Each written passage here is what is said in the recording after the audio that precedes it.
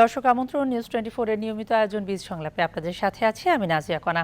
আর আজকে আমরা কথা বলবো রাজস্ব ভাবনা এবং এই যে নতুন বাজেট আসছে সেই বাজেট ভাবনা, এই দুটো বিষয় নিয়েই কথা বলবো।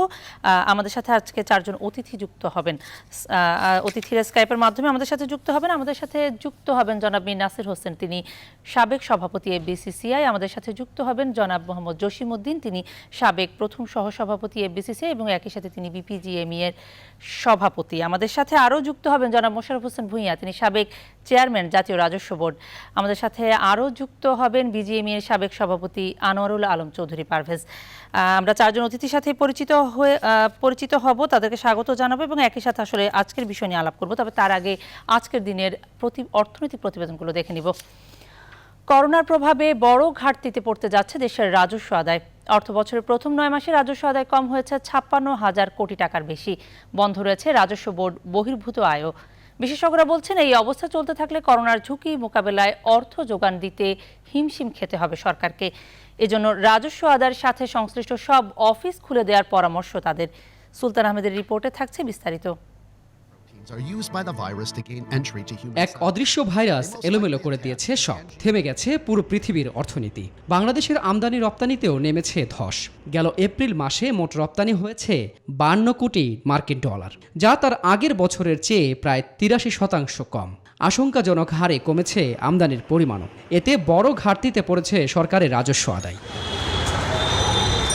জাতীয় রাজস্ব বোর্ডের হিসেব বলছে চলতি অর্থ বছরের প্রথম 9 মাস অর্থাৎ জুলাই থেকে মার্চ পর্যন্ত মোট রাজস্ব আদায় হয়েছে 1,65,000 কোটি টাকা। এই সময়ে আদায়ের লক্ষ্যমাত্রা ছিল 2,21,000 কোটি টাকা। আদায় কম হয়েছে 56,000 কোটিরও বেশি। সামনের কয়েক মাসে পরিস্থিতি স্বাভাবিক না হলে বাজেট বাস্তবায়ন চ্যালেঞ্জের মধ্যে পড়বে বলেও মত বিশেষজ্ঞদের। কর না বাড়িয়ে, যেটা প্রথমত হলো রাজস্ব আদায়ের প্রক্রিয়াটা ডিজিটাইজ করা, যথাসম্ভব আধুনিকায়ন করা এবং কোনো রকম লিকেজ যেন না হয় সেটা করা, এবং ট্যাক্স নেটের আওতায় বা ভ্যাটের আওতায় আরও লোকজনকে নিয়ে আসে। অর্থনীতিকে সচল করতে হবে এবং অর্থনীতি সচল হলে রেভিনিউ আর্নিং আসবে।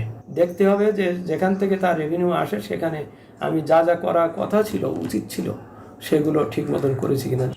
এই যখন রাজস্ব আদায়ের অবস্থা, তখন নাজুক পরিস্থিতি এনবিআর বহির্ভূত আয়ের উৎসগুলোরও। অঘোষিত লকডাউনে বন্ধ রয়েছে জমি কিংবা বাড়ি বেচা বিক্রির সাথে জড়িত রেজিস্ট্রেশন প্রক্রিয়া। এতে বিপুল পরিমাণ রাজস্ব বঞ্চিত হচ্ছে সরকার। এনবিআর এর অফিসগুলো বা এনবিআর এর কালেকশন সেন্টারগুলো খুলে রাখতে, কারণ এগুলো তো প্রযুক্তি ব্যবহার করবে তারা, বা কম সংখ্যক লোক, এখানে মানুষের যাওয়ার দরকার নেই। ট্যাক্স পেয়ারা যাবে কেন? এমনভাবে আপনারা করবেন ফোনের মাধ্যমে বা ইমেইলের মাধ্যমে এইগুলো কন্ট্যাক্ট করে তাদেরকে ট্যাক্স আদায় করেন। অফিসে না এসেও রাজস্ব আদায়ের কার্যক্রমটা চালু রাখা সম্ভব হতে পারে। এখানে বিশেষ করে অনলাইনে রেজিস্ট্রেশন, ফাইলিং এবং পেমেন্টের ব্যবস্থা যদি করা যায়। চলতি অর্থবছরে মোট রাজস্ব আদায়ের লক্ষ্যমাত্রা নির্ধারণ করা হয় 3,77,000 কোটি টাকা। এর মধ্যে রাজস্ব বোর্ডের মাধ্যমে আদায় করতে হবে 3,25,000 কোটি। বাকি 51,000 কোটি টাকার জন্য এনবিআর বহির্ভূত খাতকেই ভরসার জায়গা নির্ধারণ করে সরকার। সুলতান আহমেদ, নিউজ 24, ঢাকা। দর্শক প্রতিবেদন দেখছিলাম, এখন শুরু করব মূল আলোচনা। যে কথাটি বলছিলাম বা যে প্রতিবেদনটি দেখছিলাম যে রাজস্ব আদায় বড় ঘাটতির মুখে পড়তে যাচ্ছে এই করোনা সংকটে, আমরা এই বিষয় নিয়ে শুরুতেই জনাব মীর নাসির হোসেন, তিনি আমাদের সাথে যুক্ত আছেন, এফবিসিসিআই সাবেক সভাপতি। আপনার কাছে শুরুতেই যেতে চাই এবং জানতে চাই যে আসলে আমরা দেখছি যে রাজস্ব ঘাটতি এই সময়টাতে, করোনাকালীন সময়টাতে স্বাভাবিকভাবেই রাজস্ব ঘাটতি বেড়েছে এবং বাড়াটাই হয়তো স্বাভাবিক। কিন্তু আসলে এই পরিস্থিতিতে আমরা যখন দেখছি যে লকডাউন অনেকটা শিথিল, অনেক জায়গায় কারখানা খুলছে, সেই জায়গায় জাতীয় রাজস্ব বোর্ডের কার্যক্রম চালানোটা আসলে কতটা জরুরি, সেটিকে আপনি কিভাবে দেখছেন জনাব মীর নাসির হোসেন? ধন্যবাদ আপনাকে। আসলে আমাদের বছর যেটা করা হয় সেখানে যেটা দুটো জিনিস হচ্ছিল যে বাস্তব,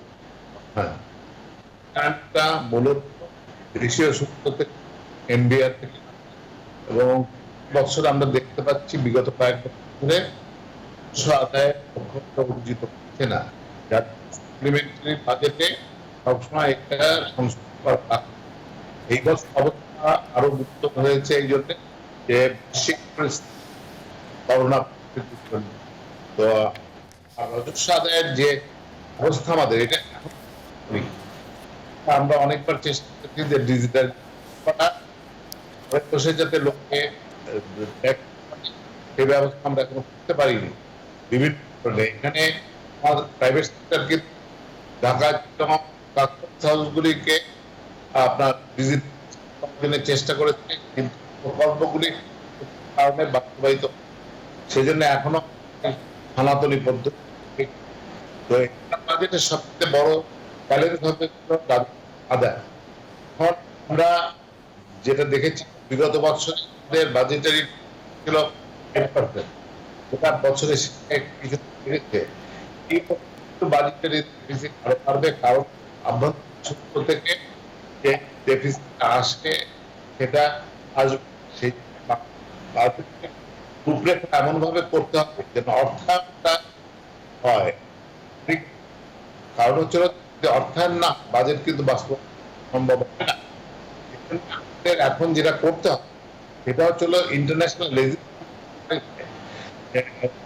ব্যাংক অন্য জায়গায়, এখানে অনুদান আকারে কতটুকু এই চেষ্টাটা আমাদের হবে এবং সব আকারে বর্ধিত করা, এটাকে বাস্তবায়ন, এই চ্যালেঞ্জটা আমাদের হবে। এইবার ডেফিনেটলি গত বছর বেশি হবে, কিন্তু এটা নিয়ে করার থেকে মনে হয় যদি আমরা চেষ্টা করি রাজস্ব আদায়ে যতটুকু সম্ভব রাজস্ব আদায় কাঙ্ক্ষিত পর্যায়ে আনতে পারছি না, তার অনেক কারণ রয়েছে। ট্যাক্স জিডিপি রেশিওটা আমরা কিন্তু করে উঠাতে পারিনি। উন্নত কারণ হলো যে আমরা ব্যবস্থা করে তুলতে পারিনি। তারা সবচেয়ে ট্যাক্স দিতে পারে যারা সক্ষম, আওতায় আনতে পারিনি। এবং যে ট্রেনটা হওয়া উচিত যে কোনো ইকোনমির জন্য, এটা হচ্ছে ডাইরেক্ট ট্যাক্সটাই হওয়া উচিত। এখানে দেখা যাচ্ছে যে উৎস হয়েছে ভিএটিটা কিন্তু ট্যাক্স, এইটার হারটা বহন করতে ভোক্তাকে, আলটিমেটলি ভোক্তাটা। তো এইটা সঠিক ব্যবস্থাপনা, কিন্তু আমরা ইনকাম ট্যাক্সটা ডাইরেক্ট ট্যাক্সটাকে আমরা শিক্ষিত পর্যায়ে নিচ্ছি না। কারণ হচ্ছে আমাদের 30 হোল্ডার রয়েছে, কিন্তু 12 লাখ লোক আপনার আর সবচেয়ে বড় জিনিস হচ্ছিল যে একটা 18 কোটি লোক করে এত সংখ্যক লোক করের আওতায় আছে, এই ব্যবস্থা আমরা করতে পারিনি। ততক্ষণ পর্যন্ত আমরা ট্যাক্সটাকে সম্প্রসারিত না করতে পারি, রাজস্ব আদায় সেই পর্যায়ে আনতে পারবো না।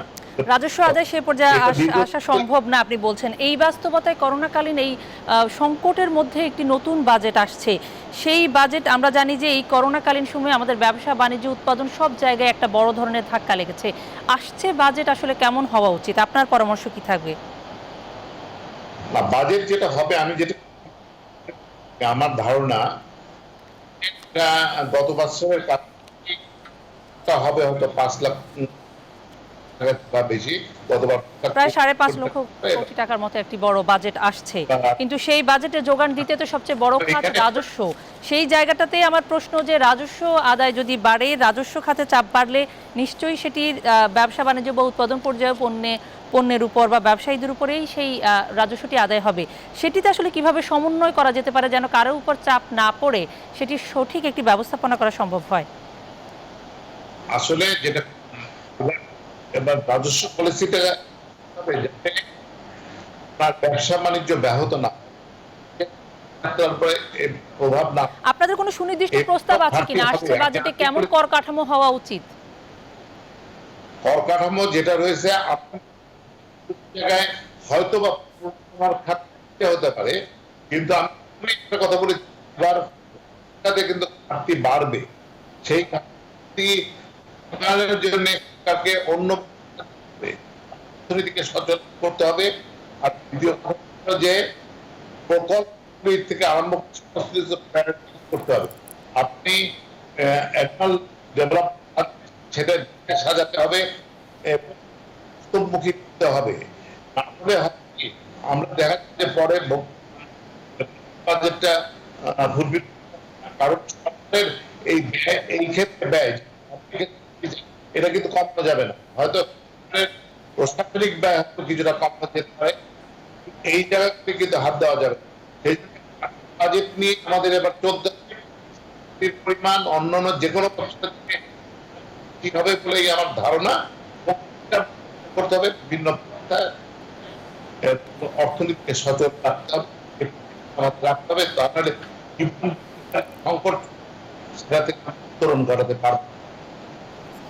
আপনি যেমনটি আপনার পরামর্শগুলো শুনছিলাম, আমি এই বিষয়ে আসলে জাতীয় রাজস্ব বোর্ডের চেয়ারম্যান জনাব মোশাররফ হোসেন ভূঁইয়ার কাছে এই প্রশ্নগুলো নিয়েই আসলে যেতে চাই যে এই বছর আমরা দেখছি যে একটি বড় ধরনের রাজস্ব ঘাটতি হতে চলেছে, এবং আমরা যদি এই কয় মাসের যে ঘাটতির হিসেবে দেখি প্রায় গড়ে 7%, মাত্র 7%-এর মতো প্রবৃদ্ধি রাজস্ব আয়ে। আগামী বছরে একটি বড় চ্যালেঞ্জ থাকবে, এবং সেই জায়গাটিতে আসলে সমন্বয়গুলো কিভাবে করা উচিত এই সময়টাতে আমাদের, জনাব মোশাররফ হোসেন ভূঁইয়া।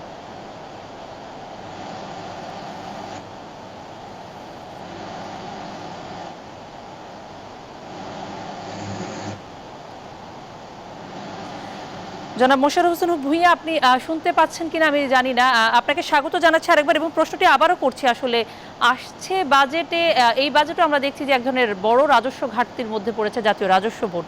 সামনের বছরে একটি বড় চ্যালেঞ্জ রাজস্ব বোর্ডের জন্য।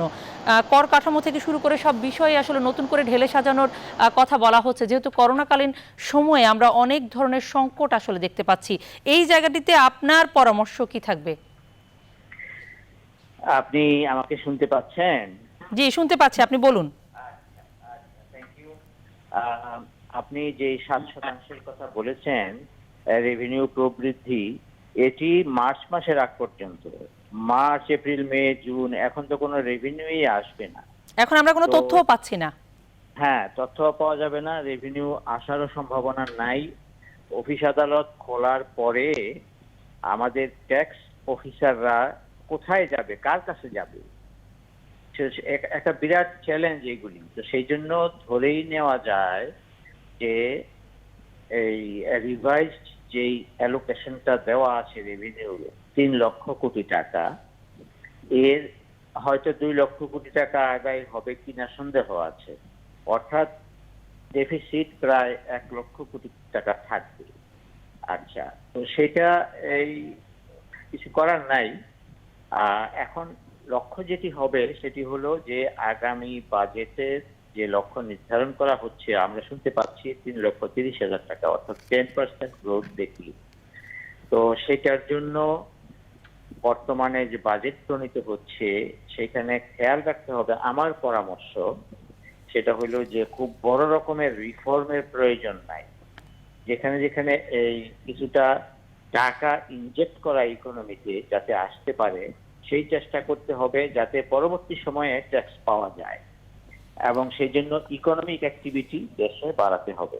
জনাব মোশাররফ হোসেন ভূঁইয়া, এই জায়গাটাতে আমার প্রশ্ন, আমরা প্রতিবারই দেখি যখন রাজস্বের যে লক্ষ্যমাত্রা নির্ধারণ করা হয় সেটি আসলে অনেকেই বলেন যে এটি আসলে উচ্চাভিলাষী লক্ষ্যমাত্রা নির্ধারণ করা হয়, এবং আমরা কখনোই সেই লক্ষ্যমাত্রা পূরণ করতে দেখি না।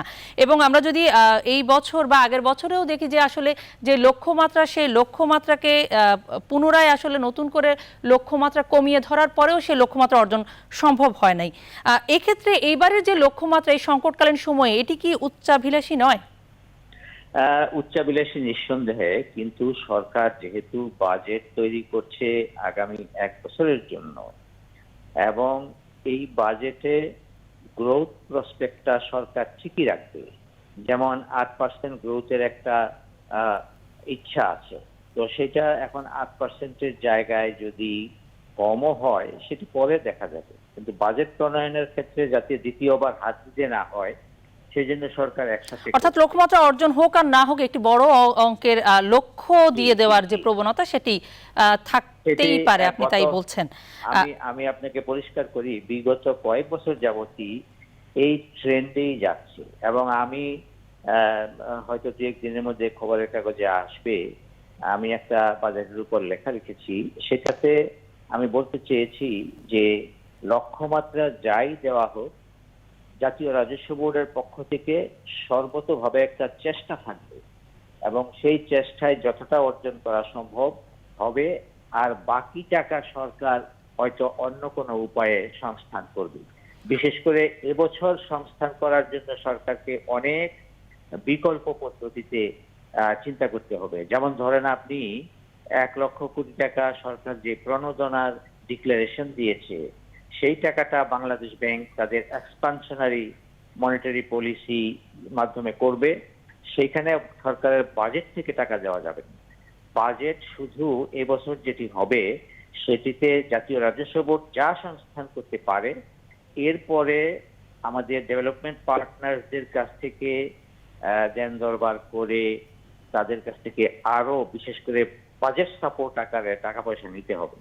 আর যদি সেটা না হয়, এই জায়গাটাতে আমি আপনার কাছে আরেকটি বিষয়, আপনার কাছে হয়তো আরো অনেক বিষয় জানবো, তবে বিরতির আগে আরেকটি বিষয় ছোট্ট করে জানতে চাই। সেটি হচ্ছে যে নানা ধরনের প্রস্তাব আসছে, ব্যবসায়ীদের পক্ষ থেকে কর্পোরেট কর হার কমানোর কথা বলা হচ্ছে, আবার অনেক প্রতিষ্ঠানের পক্ষ থেকে বা অর্থনীতিবিদরা তারা বলছেন যে ব্যক্তি আয়কর সীমা কমানোর, যেটি এই সময়টাতে যৌক্তিক। আপনি কি মনে করছেন এই বিষয়গুলোতে?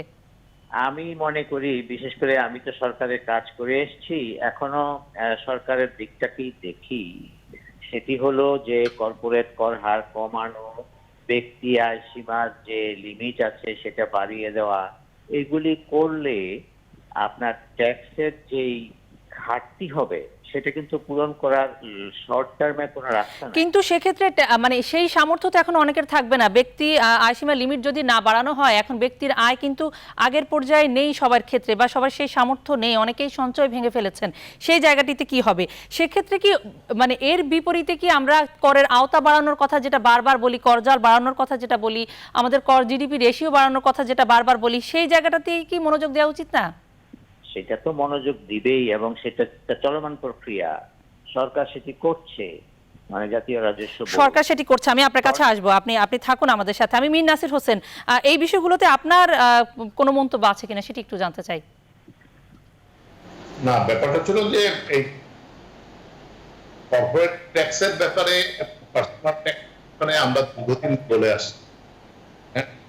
আমরা যদি প্রতিবেশী দেখি, এখানে কর্পোরেট ট্যাক্সের বেশি। যেমন লিস্টেড কোম্পানির জন্য 25%, বা পার্সোনাল ইনকাম ট্যাক্স আপনার 30%, এর সাথে যখন অ্যাড করা হয় এটা প্রায় কাছাকাছি চলে যায় কোনো কোনো, যেটা যে কোনো মতো অর্থনীতির জন্য। আমার অর্থনীতি কিন্তু সোশ্যাল ইকোনমি না, ইউরোপিয়ান কান্ট্রি বা কানাডার মতো সরকারকে বিভিন্ন সেবা দেওয়ার জন্য প্রচুর টাকা দেওয়া হয়। কিন্তু আমরা দেখেছি যে সরকার যে জনসাধারণকে বিভিন্ন খাতে বরাদ্দ দেন, সেটা দেখি এই বছর আমরা উপলব্ধি করেছি যে আমাদের কত নাজুক। তার উত্তর আমরা পাই কিভাবে, যে গত বছরের অ্যালোকেশন হলো 3.18% জিডিপি, নেগলিজেবল। যার এই ইনফ্রাস্ট্রাকচার আমরা দেখতে পাচ্ছি যে অপ্রতুল, যার আমরা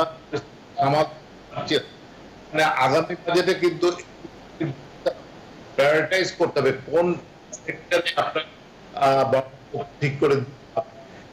আমি মনে করি যে ট্যাক্সের আমাদের দাবি থাকবে, জানি পরিস্থিতিতে কি করতে পারে, তবে করি যে ট্যাক্স যারা দিতে পারেন তাদের আপনার আওতায় না আনতে পারবে না। আপনার ট্যাক্স জিডিপি রেশিও আপনাকে উপরে নিতেই হবে। যদি অর্থনীতি বলে যে একটা কারণ বৃহৎ প্রকল্প যেগুলো রয়েছে সরকারের, সেটা প্রেসিডেন্ট থেকে আরম্ভ করে শুল্ক ছাড় দেওয়ার জন্য এই হচ্ছে। আমি মনে করি যে এটা হচ্ছে, কিন্তু সেটা একটা যুক্তি। তার পাশাপাশি আমরা ট্যাক্স পর্যায়ে নিতে পারছি, কিন্তু ট্যাক্স মানে কাঙ্ক্ষিত পর্যায়ে আনতে পারবো থেকে অনেক কম রয়েছে, অনেক কম রয়েছে। অনেক পিছিয়ে আছে আমরা, আমাদের পার্শ্ববর্তী যে অঞ্চলগুলো আছে সেগুলো থেকেই অনেক পিছিয়ে, বাকি দেশগুলোর কথা নাই বললাম। অসংখ্য ধন্যবাদ জনাব মীর নাসির হোসেন আমাদের সাথে যুক্ত হওয়ার জন্য। আর জনাব মোশাররফ হোসেন ভূঁইয়া, আপনি আমাদের সাথে যুক্ত থাকুন। আমাদের সাথে আরও যুক্ত হবেন জনাব মোহাম্মদ জসিমউদ্দিন এবং আমাদের সাথে যুক্ত হবেন আনোয়ার আলম চৌধুরী পারভেজ, তারা আমাদের সাথে যুক্ত আছেন। তবে আমরা একটা বিরতি নিচ্ছি, বিরতির পরে ফিরে এসে তাদের সাথে এই বিষয় নিয়েই আলাপ করব।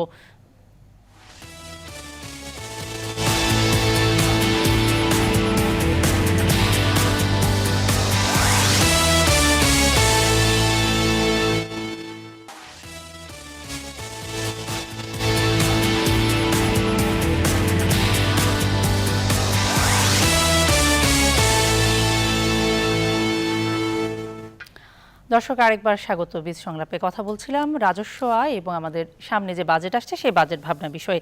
আমাদের সাথে অতিথিরা যুক্ত আছেন। আমি কথা না বাড়িয়ে এবার শুরুতে আমি মোহাম্মদ জসিমউদ্দিন আপনার কাছে যেতে চাই। তিনি একই সাথে এফবিসিসিআই এর সাবেক প্রথম সহ সভাপতি এবং একই সাথে তিনি বাংলাদেশ প্লাস্টিক দ্রব্য প্রস্তুতকারক ও রপ্তানিকারক সমিতির সভাপতি।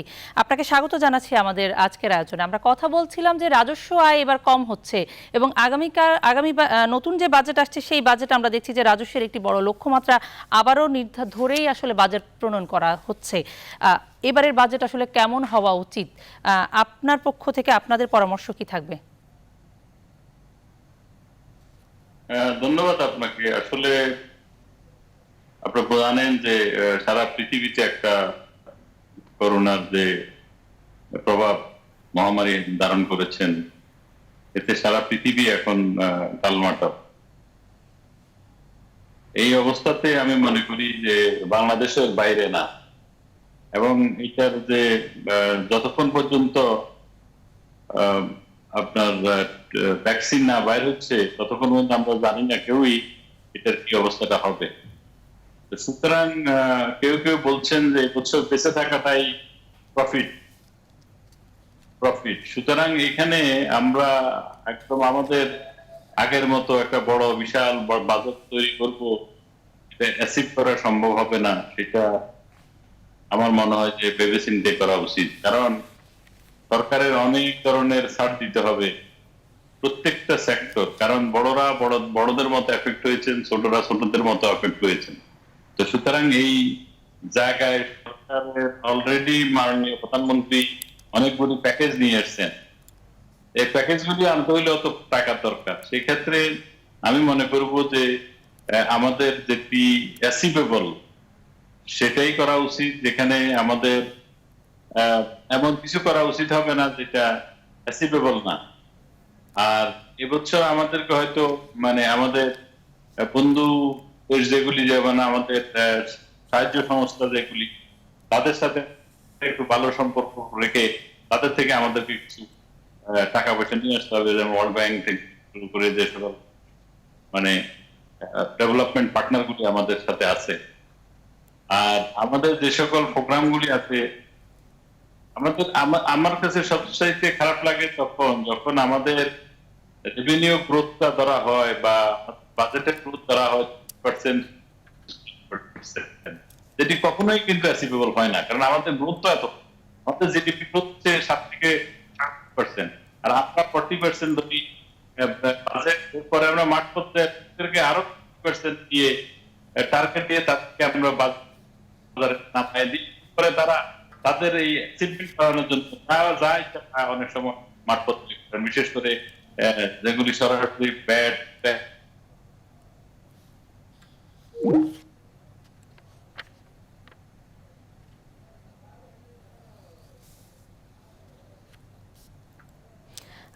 সম্ভবত আমরা শুনতে পাচ্ছি না, সংযোগটি কোনো কারণে বিচ্ছিন্ন হয়েছে। আমরা হয়তো ফিরবো আবার জনাব জসিমউদ্দিন আপনার কাছে।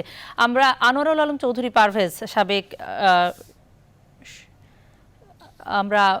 আনোয়ারুল আলম চৌধুরী পারভেজ, আমরা আপনার কাছে আসতে চাই, সাবেক সভাপতি বিজিএমইএ। যেটি আসলে এই সময়টাতে, এই সংকটকালীন সময়ে আমরা দেখছি যে এই সংকটকাল একটি বড় বাজেট আসছে করোনাকালে। করোনা মোকাবিলার জন্যই বলা হচ্ছে যে, এবং দেশের অর্থনীতি চাঙ্গা করার জন্যই এই বড় বাজেট নিয়ে আসা হয়েছে।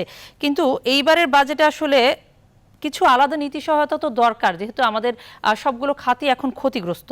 সেই জায়গাটায় আসলে অর্থনীতি পুনরুদ্ধার করে স্বাভাবিক গতি ফিরিয়ে আনতে বাজেটে কেমন উদ্যোগ থাকা উচিত, আপনি কি মনে করছেন?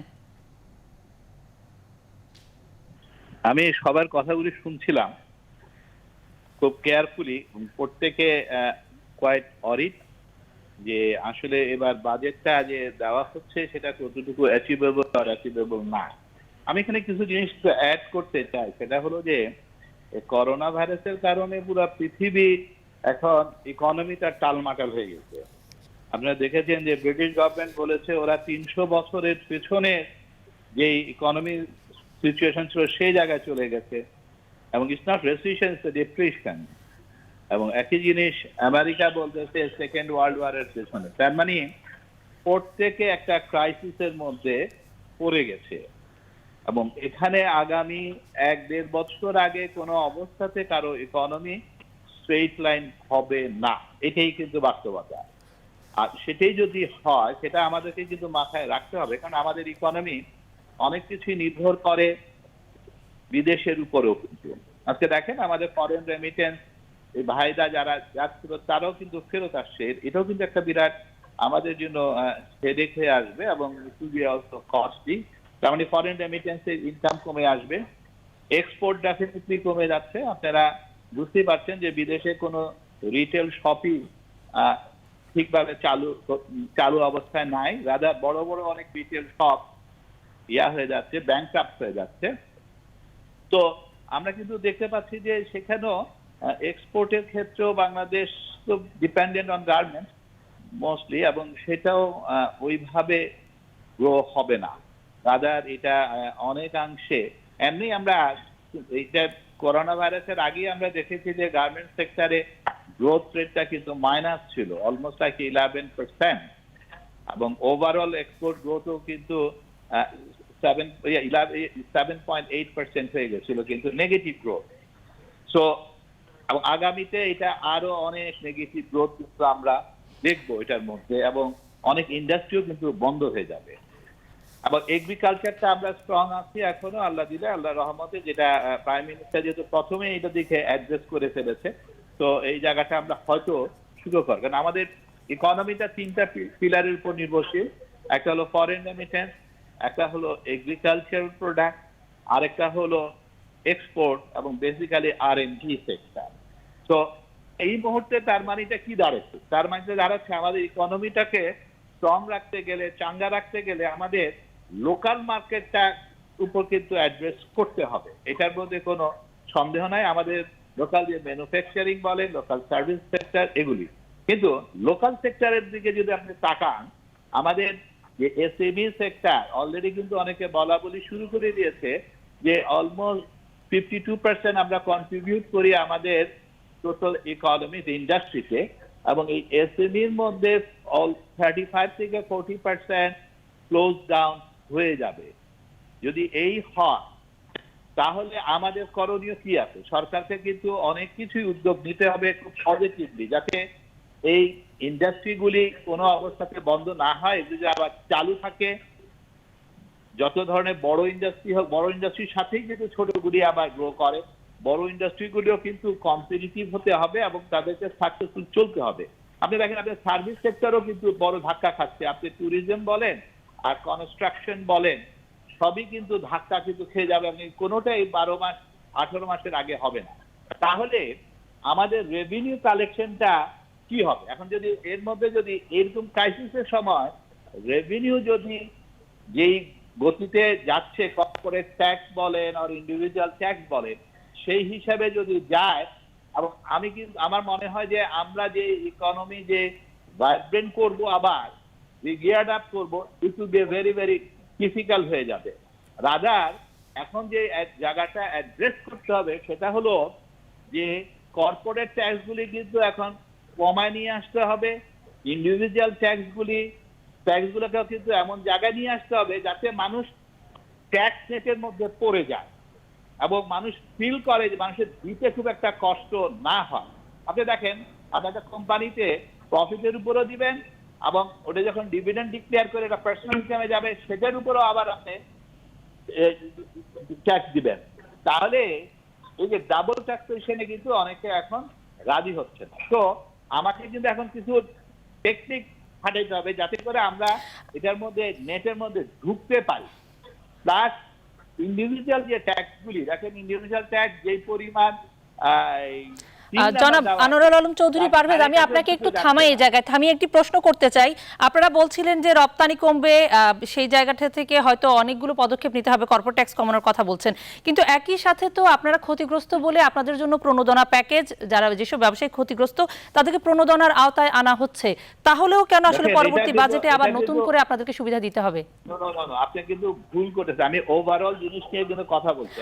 আমি ওভারঅলই বলছি, আমি ওভারঅল ব্যবসার সব সেক্টরেই বলছি। ইট ইজ নট এ প্রণোদনা, এটা কিন্তু এগেইন এ লোন। আপনি একটা জিনিস স্বল্প সুদে, এটা কিন্তু ফ্রি না, স্বল্প সুদ, ইটস এ লোন। আমি তো 2 মাস ধরে কোনো প্রোডাকশন করি নাই, অথচ আমি কিন্তু এই টাকাটা লোন করে আমি আবার এই টাকাটা আমাকে ফেরত দিতে হবে। It's not free. আমি তো এমনি নর্মাল ইনকামে কিন্তু গ্রোথ করতে পারতেছিলাম না, আমি প্রফিট করতে পারছিলাম না। এবং অন দ্য আদার হ্যান্ড আমি যে বলার চেষ্টা করতেছি, দেখেন গার্মেন্ট সেক্টর বলেন আর টেক্সটাইল সেক্টর বলেন, ওকে কম্পিটিটিভ হতেই হবে কিন্তু। এবং ওকে কম্পিটিটিভ আপনি বলতে পারেন যে এদের উপরে ট্যাক্স যদি কথা বলেন তাহলে খুব একটা বেশি কিন্তু অ্যাডসোর্স ট্যাক্স কাটা হয় না, বাট অ্যাডসোর্স ট্যাক্সটা আমি মনে করি যে আপনাদের কর্পোরেট ট্যাক্স তো এমনিতেই কমানো আছে, কর্পোরেট ট্যাক্স আর নতুন করে তো পোশাক খাতের জন্য কমানোর কিছু নেই, এবং অন্যান্য যে করের আওতার থেকে মোটামুটি আপনারা করের আওতার বাইরে। আমি আপনার কাছে আবার আসবো, তবে আমি এই বিষয়ে মোশাররফ হোসেন ভূঁইয়া আপনার কাছে একটু আসতে চাই। যেই কথাগুলো বলা হচ্ছে আসলে এই সময় আমরা জানি যে আমাদের যদি দেশীয় উৎপাদন বা ব্যবসার সাথে যারা জড়িত, এই ব্যবসাগুলো আসলে ক্ষতিগ্রস্ত হলে আমাদের কর্মসংস্থানের উপরে সরাসরি প্রভাব পড়বে বা এখনই অলরেডি পড়ছে। সেই জায়গাতে আমাদের কর ব্যবস্থাপনায় নতুন করে আসলে কি ধরনের সংস্কার এনে আমরা সবগুলো জায়গাকে আসলে অ্যাড্রেস করতে পারি?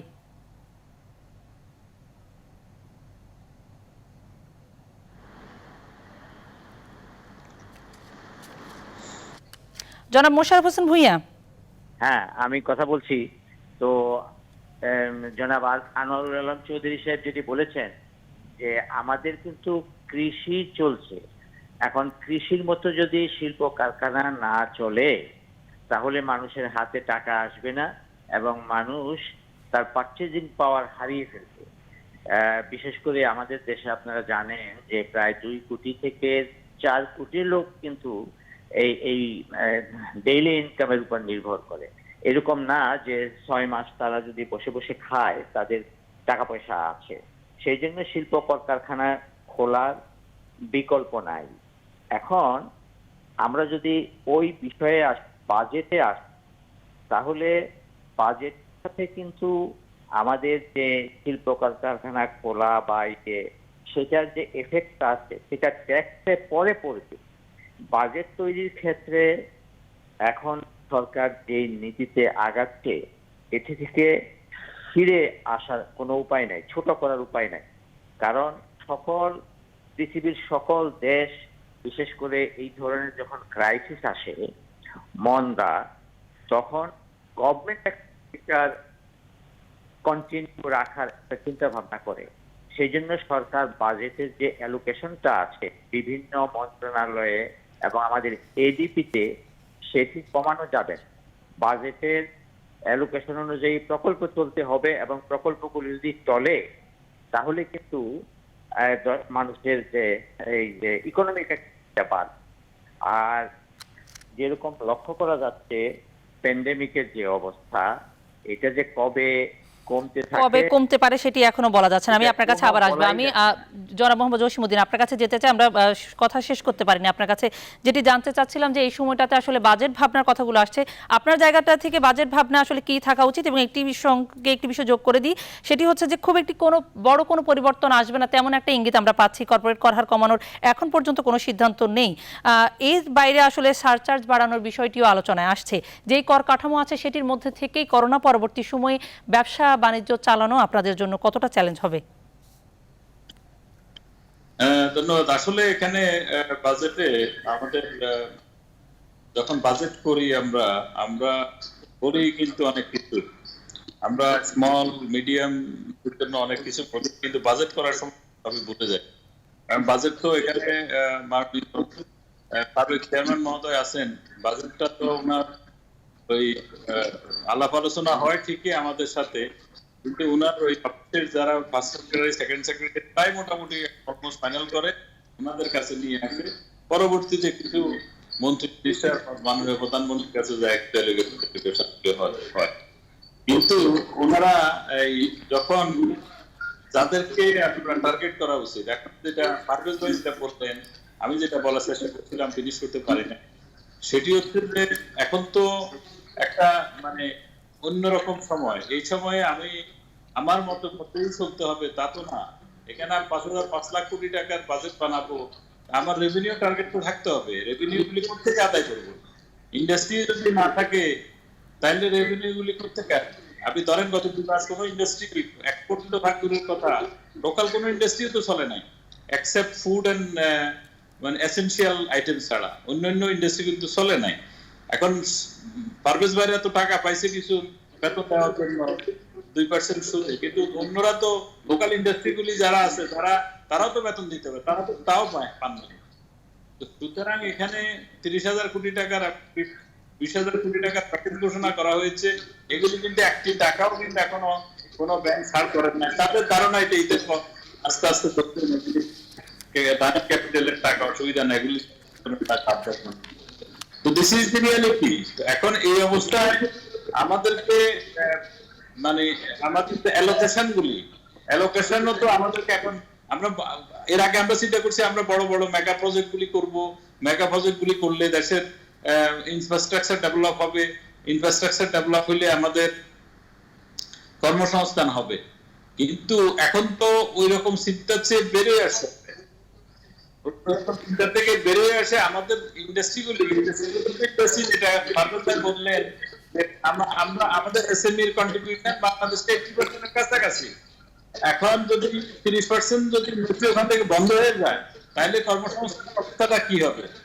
আরেকটা যেটি বললেন মোশাররফ সাহেব বললেন যে 3 থেকে 4 কোটি লোক ডেইলি কাজ করেন, ডেইলি কাজ কোথায় করেন?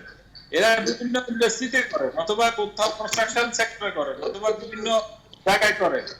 এদের এই সেক্টর যদি বন্ধ হয়ে যায়, আপনার কনস্ট্রাকশন যদি বাসা বাড়ি বিক্রি বন্ধ হয়ে যায়, ফ্ল্যাট বাড়ি বিক্রি বন্ধ হয়ে যায়, তাহলে আপনার তাদেরও তো ইনকাম কমে যাবে, বন্ধ হয়ে যাবে। তো সুতরাং বাজেটটা এমন ভাবে করা উচিত এবং অ্যালোকেশন গুলি এখন মানে এবারে বাজেটে অ্যালোকেশন গুলি হওয়া উচিত। কারণ আমাদের অর্থমন্ত্রী কিছুটা ধারণা দিয়েছেন যে এবার স্বাস্থ্য খাতে তারা স্বাস্থ্য খাতে একটি বড় বাজেট যাবে এবং আরো কোন কোন খাতে আসলে বরাদ্দগুলো বাড়ানো উচিত আমরা জানবো আপনাদের 3 জনের কাছ থেকে। আপনারা 3 জন আমাদের সাথে যুক্ত থাকুন। আমাদের অনুষ্ঠানের সময় হয়েছে একটি বিরতি নেবার, ফিরছি একটু পর।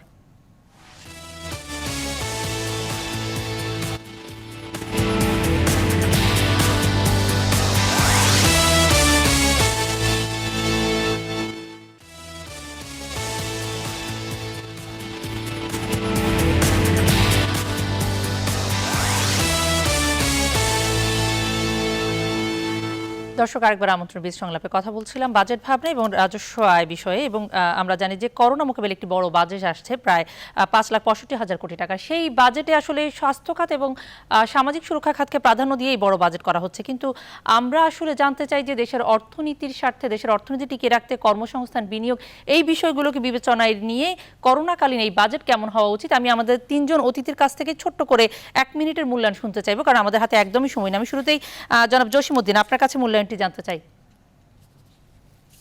আসলে আমাদের এবারে বাজেটে সবচেয়ে বেশি গুরুত্ব দেওয়া দরকার আমাদের স্বাস্থ্য খাতকে, তারপর হলো আমাদের এগ্রিকালচারাল, তারপর আমাদের ইন্ডাস্ট্রি, তারপর আমাদের শিক্ষা মানে আমরা শিক্ষাতে কিন্তু অনেক গুরুত্ব দিচ্ছি, কিন্তু শিক্ষার যে শিক্ষা আমরা গুরুত্ব দিচ্ছি সেই শিক্ষা আসলে আমাদের কাজে আসতেছে না। শিক্ষাটাকে এমন ভাবে নেওয়া উচিত যেখানে আমাদের এখন আর শুধু ম্যাট্রিক পাস, ইন্টারমিডিয়েট পাস বা এমএ পাস লোকের দরকার নাই, আমাদের কিন্তু এখন আপনার স্পেশালাইজেশন লোকের দরকার।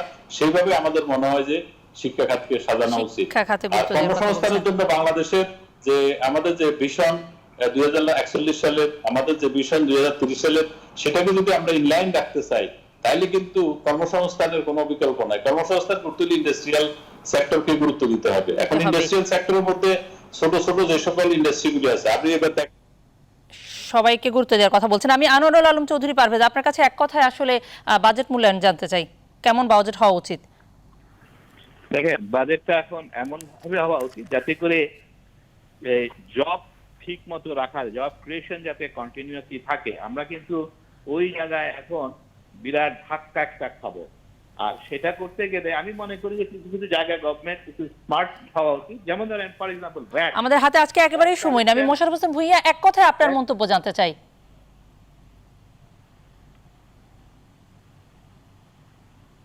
বলতে চাই সেটি হলো যে আমি রেভিনিউর কথাটাই একদম এক কথা, আমাদের সময় নেই আজকে একেবারেই। এখন ট্যাক্স কাটের দিকে না গিয়ে যা আছে তাই ঠিক রেখে চেষ্টা করতে হবে প্রয়োজনে পরবর্তী সময়ে ট্যাক্স দিবে, সেরকম একটা বিষয় থাকতে হবে।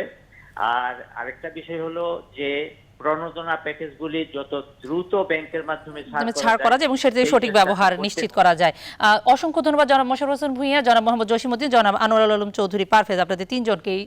দর্শক আপনাদেরকেও ধন্যবাদ সাথে থাকার জন্য। এই ছিল আমাদের আজকের আয়োজন। আগামী অনুষ্ঠান দেখার আমন্ত্রণ জানিয়ে এখানেই শেষ করছি।